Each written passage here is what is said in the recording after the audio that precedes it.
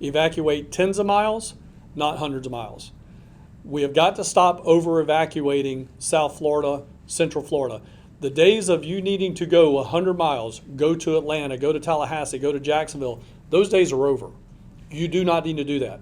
All you need to do is evacuate tens of miles. Many times you can stay in your own county and be away from the water.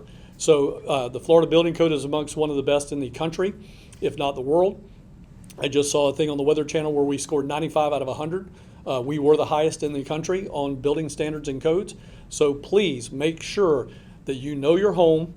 What's the wind rating? Most people in the coastal counties will be somewhere between 115 and 125 miles an hour if that house was built after 2004. If it was built before that, then you need to go look at the wind rating for your house. And then know your zone. What's your evacuation zone? Most of us use a model that goes from A to F. Know what that is, but that is your evacuation zone. That is not your flood zone.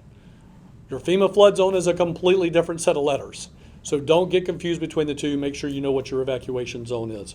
You know, one of the topics that was discussed today was some input from Kevin Guthrie, our Executive Director of Florida Division of Emergency Management, and we wanted to help him echo that message of not to over-evacuate, know your zone. We put that information on our websites, it's in our publications.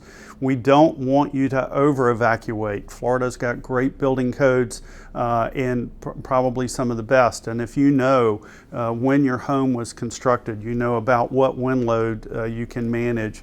You need to know a little bit more about your base flood elevation and your FEMA maps, which are separate decision-making situations based on wind and based on water. So again, listen to Collier County Emergency Management, the EOC, about your evacuation zone. When we call for those zones, you better be ready to take action. Again, and we think about evacuating tens of miles, not hundreds of miles.